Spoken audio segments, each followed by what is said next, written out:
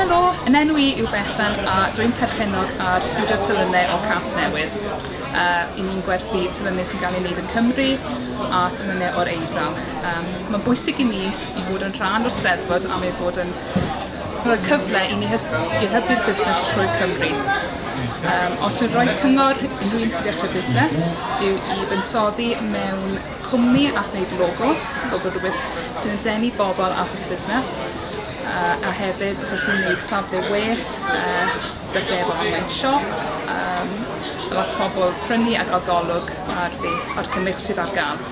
Mae Facebook wedi bod yn social media dda i ni i hybu'r busnes, nid union yn Cymru, ond yn enwedig ar draws y byd i gyd. Rydyn wedi bod yn hala archebion i Hong Kong, Australia yn ddiweddar, a hefyd gwydden ni archebor yma i America.